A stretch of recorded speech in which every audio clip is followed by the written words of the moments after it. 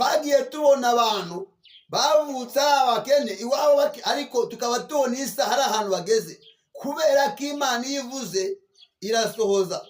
Ijambo Imana yakuvuzeho no kurisohoza izarisohoza. Kandi nkubwire ngo amasezerano y'Imana aratinda ntahera.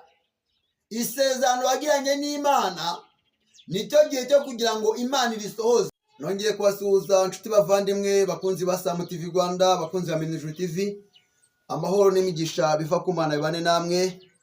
Iminsi myinshi cyane ntabwo twaherukanaga, maze igihe nakora ku mpamvu zitandukanye.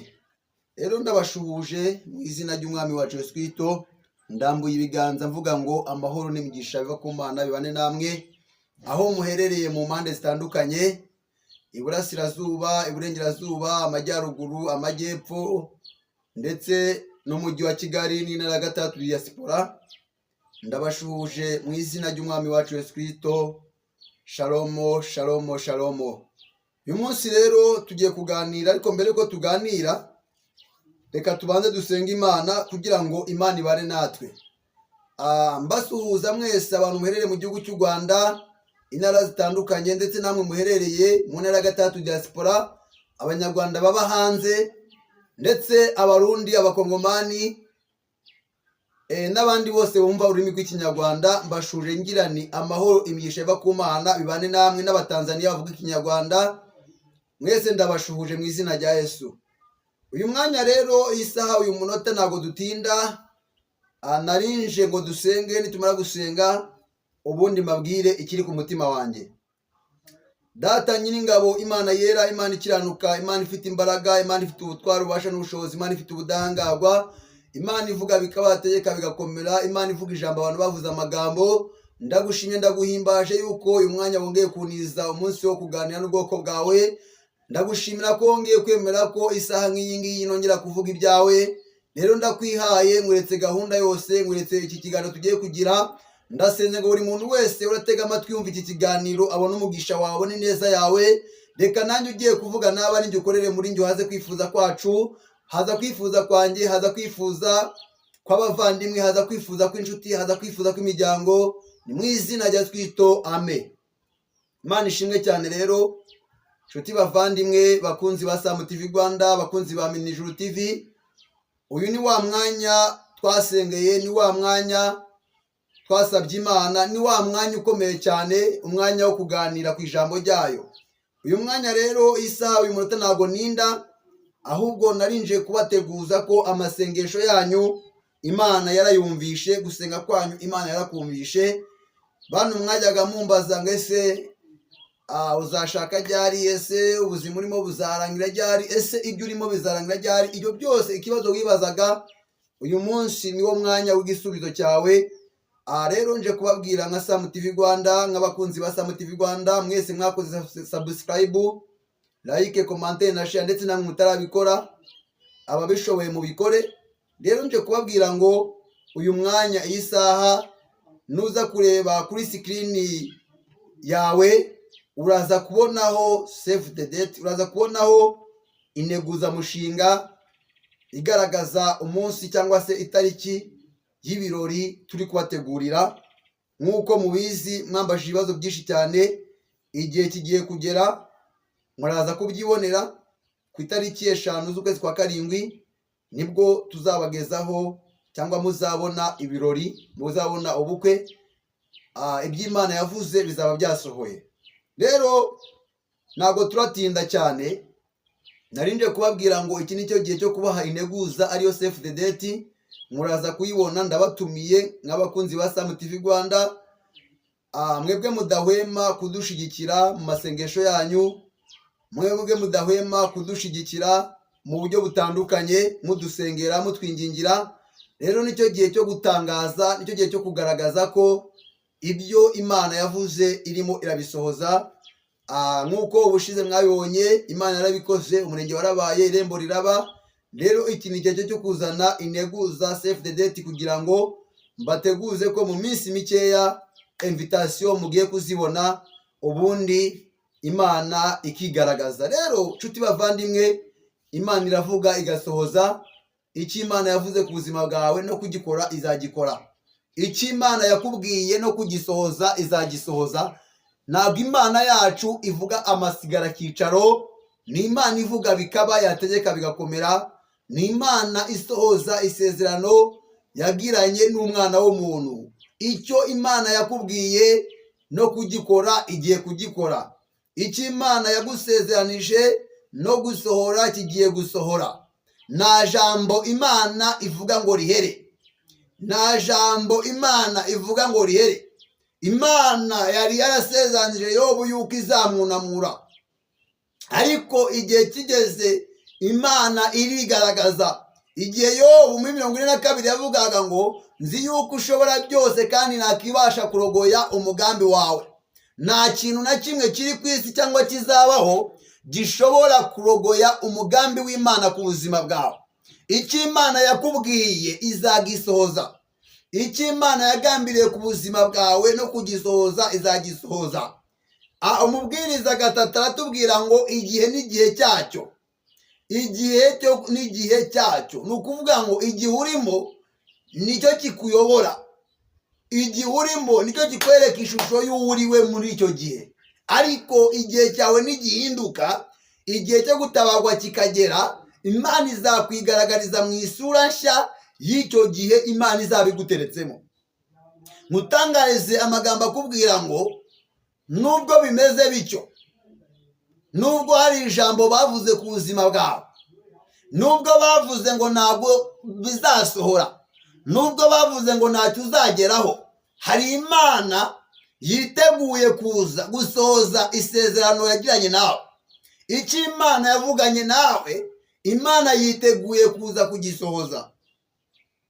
Ibyo Imana yakubwiye mu mwaka utazi cyangwa wibuka, Imana igiye kuza gusohoza ibyo yavuganye nawe. Nta jambo Imana ivuga ngo rihere.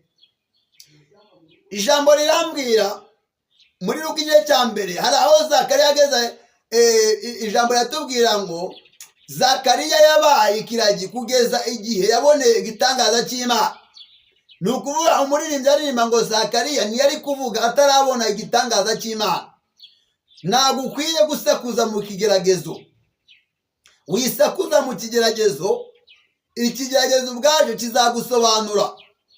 Iyo urimo usakuza mu kigeragezo, uba uri guhereza imbaraga abashinzwe kukwigisha mu kigeragezo, kugira ngo babone aho bahera bavuga ibyo bashaka, bakora ibyo bashaka, kubera ko wananiwe kwihangana mu kigeragezo. Ijambo ry'Imana rirambwira ngo hahigwa uwihanganiye ibimugerageza, kuko namara kwemerwa azahabwa ikamba ry'ubugingo. Iby'Imana yasezanije abayikunda. Bivuze ngo niba waravuganye n'Imana, isezerano ufitanye n'Imana, Imana izarisohoza. Nta kizabuza umugambi w'Imana gusohora ku buzima bwawe. Abarozi ntibazabuza umugambi w'Imana gusohora ku buzima bwawe. Abakurwanya ntibazabuza umugambi w'Imana gusohora ku buzima bwawe. Abakwanga ntibazabuza umugambi w'Imana gusohora ku buzima bwawe. Mutangarize amagambo akubwira ngo icyo Imana yavuze kuri wowe izagisohoza. Icyo Imana yagambiriye gukora ku buzima bwawe izagikora. Abantu babyanga babyemera, Imana izagutabara mu gihe yageye. Igihe cy'Imana nikigera, uzabona Imana. Uzabona Imana ihindura ubuzima bwawe, ihindura amateka yawe. Twagiye tubona abantu bavutse ari abakene iwabo, ariko tukaba tubona isa hari ahantu bageze, kubera ko Imana iyo ivuze irasohoza. Ijambo Imana yakuvuzeho no kurisohoza izarisohoza. Kandi nkubwire ngo amasezerano y'Imana aratinda ntahera. Isezerano wagiranye n'Imana nicyo gihe cyo kugira ngo Imana irisohoze. Umubwiriza aravuga ngo igihe n'igihe cyacyo, ngo hari igihe cyo kurira, hari n'igihe cyo guseka, hari igihe cyo gutabura, hari n'igihe cyo kudoda, hari igihe cyo kwimana, hari n'igihe cyo gutana. Ese uri mu kihe gihe? Sobanukirwa umenye igihe urimo, umenye uko ugenda. mu gihe urimo usobanukirwe, umenye ngo mbese igihe ndimo nicyo gihe Imana ishaka ko mbamo. Ese igihe ndimo Imana iri kumwe nanjye mu gihe ndimo? Ndi kugendana n'Imana mu gihe ndimo, cyangwa ndi gushaka kubanziriza Imana imbere? Ese ndi kuyoborwa n'Imana mu byo mvuga, mu byo nkora, uko ngenda, uko nifata? Ese umenye ngo niba uri kuyoborwa n'Imana, tegereza Imana ikuyobore mu nzira yayo ishaka kunyuramo, aba ari unyuramo. Aho Imana ishaka kunyura, aho niho akwiye kunyurwa. Ntabwo inzira zawe zifite agaciro. Inzira zifite agaciro ni inzira Imana igucishamo. Icyo Imana igushakaho nicyo gifite agaciro. Wikigwanirira, wikicira inzira. Aburahamu yiciriye inzira, ajyamana n'umuja we, abyara Ishumayeli, ariko byamuviriyemo ikintu gikomeye cyane, havamo amakimbirane hagati y'umuja n'umugore. Ubwo yari amaze kubona umwana w'isezerano Isaka, kubera kwicira inzira ahura n'ikibazo gikomeye cyane. Na bugingo n'ubu zimwe mu ntambara mubona zihoraho z'ibihugu bitandukanye, harimo za Irani na za Israeli, nta kindi kizitera, ziterwa n'uko Aburahamu yiciriye inzira akigwanirira, akazavaho amahanga abiri, hakavaho abemera Kristo n'abahakana Kristo. Ibyo byose byatewe n'iki? Byatewe n'uko abantu bimuye Imana. Abakomoka mu muryango wa Isaki cyangwa wa Isaka bafite ishyaka ryo gukunda Kristo no kumugwanirira cyangwa se guhagarara mu mwanya we. Ariko abakomoka kuri Ishumayeli iyi saha ntabwo bahuza n'abakomoka kuri Isaac. Ku mpamvu z'iki? Ku mpamvu zaturutse ku kuba Aburahamu yariciriye inzira akigwanirira. Wikicira inzira, tegereza umugambi w'Imana, tegereza igihe cy'Imana, tegereza gukora kw'Imana, tegereza icyo Imana yakuvuzeho gisohore. Wibyina mbere y'umuziki. Igihe cy'Imana nikigera uzabona ineza y'Imana. Igihe cyo gutabarwa nikigera Imana izagutabara, kandi Imana niza kugutabara nawe uzayitanga imbere. Muririmbyi aririmba ngo Yesu naza kugutabara nawe uzamutanga imbere, ngo icyo gihe amavi yose azaba yamupfukamiye. Bivuze ngo iyo Yesu aje gukora ku buzima bw'abantu barapfukama. Iyo Yesu aje gukora ku buzima bw'abantu, abantu kuri barishima bakanezerwa, abantu barajya bakanywa, kubera ko hari imirimo y'Imana ibije gukorwa ku buzima bwawe. Ariko Imana irashaka ko ugenda uko ishaka, ukaba mu mwanya igushakamo, ugakora ibyo Imana ishaka, kugira ngo isoze isezerano yagiranye nawe. Icyo Imana yakuvuzeho, babyanga batabyemera, babyanga babyemera, Imana izasohoza isezerano ryayo. Icyo Imana yagambiriye ku buzima bwawe izagisohoza. Nshuti muvandimwe, mutangariza amakuru akubwira ngo hari igihe abantu bagera mu gihe cyo kwimana, bakagaragaza impamvu zabo zitandukanye z'ibibazo byabo bwite bafite, kandi nta mpamvu n'imwe wagaragaza imbere y'Imana, ahubwo bamenye ko bari mu gihe cyo kwimana. Umuntu numusaba serivisi akayikwima, jya umenya ko si uko afite ibibazo byinshi, ahubwo nuko ari mu gihe cyo kwimana. Bibiliya yatubwiye ngo hari igihe cyo kwimana n'igihe cyo gutanga. Bivuze ngo nuhura n'umuntu uri mu gihe cyo kwimana ntacyo azaguha, nuhura n'umuntu uri mu gihe cyo gutanga azaguha, ahubwo igihe n'igihe cyacu. Ese uri mu kihe gihe? Ushaka kuba mu kihe gihe?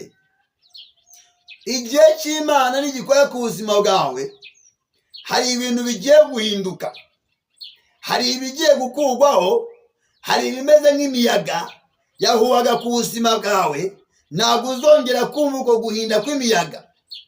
Hari ibimeze nk'imisozi yari iri imbere yawe, yari irumbaraye imbere yawe, ntabwo uzongera kubona imisozi irumbaraye imbere yawe. Igihe cy'Imana nikigera imisozi izibwiriza. Igihe cy'Imana nikigera imiyaga izibwiriza. igihe cy'Imana iyo kigeze, Imana irakora ku buzima bwawe, abantu bakabona Imana, abantu bakavuga ngo yasenze Imana, abantu bakavuga ngo ni Imana, kubera ko Imana yakoze. Rimwe ikirema cyari ku irembo ryiza gihari, noneho Petero na Yohana baraza baje mu rusengero gusenga, ariyo saa kenda, ngo bahageze bahasanga ikirema, ngo kirabasaba, ngo cyari kizi yuko hari icyo bari bugihe. Naho kumbi Petero na Yohana ntabwo bari mu gihe cyo gutanga ifeza n'izahabu, ntabwo bari mu gihe cyo gutanga ibyo kurya bihaza inda, ahubwo bari mu gihe cyo guhagurutsa ikirema. Imana ihuza Petero na Yohana cya kirema mu gihe cyo guhaguruka kw'ibirema. Petero na Yohana kirabasaba, barakibwira ngo widusaba ahubwo turebe. Ngo kirangije ngo kirabitegereza cyane, ngo cyari kizi yuko hari icyo bagiye kugiha. Ngo ariko Petero na Yohana baravuga ngo icyo dufite turakiguha, mu izina rya Yesu Kristo wa Nazareti, haguruka wikorere uburiri bwawe ugende. Iki ni igihe cyo guhagurutswa n'Imana. Iki ni igihe Imana igiye guhagurutsa abicajwe. Hari ibyakwicaje, hari ubumuga ufite bwakwicaje, hari ibibazo ufite byakwicaje, hari abagucerekesheje, hari abakwambuye ijambo, hari abagutesheje agaciro. Iki ni cyo gihe Imana ivuganye nawe. Imana irakubwira ngo haguruka. Iki ni cyo gihe cyo guhaguruka. Imana iguhagurutse mu izina rya Yesu. Petero na Yohana barangije ngo baragihagurutsa, kigera mu rusengero gitangira gusirimba no kubyina no kwishima no kunezerwa. Ngo barangije ngo bakibaza ngo mbese uyu ni wa wundi? Abandi batangira kuvuga ngo niwe, abandi ati siwe. Nawe arababwira ati ninjye, ijuru ryanyibutse. Aka kanya ijuru riri kwibuke mu izina rya Yesu. Imbaraga z'isumba byose zikumanukire, ubone ukuboko kw'Imana, ubone ubutabazi bw'Imana, ubone kurengerwa n'Imana, ubone kugirwa neza n'Imana. Iyo Imana itanze umugisha, nta muntu ushobora gutanga umuvumo. Iyo Imana itanze amahoro, nta muntu watera amahane. Iyo Imana ijibije, iyo Imana yaje ku buzima bwawe iba yaje. Imana iduhana umugisha, Imana ihaze kwifuza kwawe. Mu minota mike dukoresheje, Imana ihaze kwifuza kwawe. Message nari mfite nari mbazaniye kwari ukubabwira ko igihe cy'ubukwe cyegereje. Save the date muraza kuyibona, ndayimurikaho mu minsi mike, muzabona na invitation. Rero iyo Imana ivuze irasohoza. Iki Imana yavuze ku buzima bwawe izagikora. Iki ni cyo gihe cyo kugira ngo muze murebe neza y'Imana, murebe imbaraga z'Imana, murebe imirimo y'Imana, aho Imana igiye kwiyerekana, aho Imana igiye kwigaragaza, aho Imana igiye gusohoza isezerano yasezeranye na Samweli, aho Imana igiye gusohoza icyo yavuganye nanjye. Uwiteka ati igihe mwazengurukiye umusozi kirahagije, nimucyambike.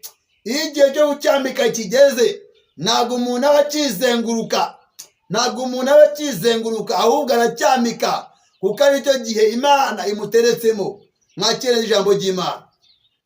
Data, ndagushimiye Nyiringabo Imana, mushimiye kubw'ineza n'urukundo rwawe, kubw'uyu mwanya mfashe wo kubana n'ubwoko bwawe. Iyereke buri umwe wese bimenyekane ko ari wowe Imana. Ndagushimiye ko ugiye kwigaragaza. Bisabye nizeye Imana Data, Umwana n'Umwuka Wera, mu izina rya Yesu Kristo turakoze. Amen.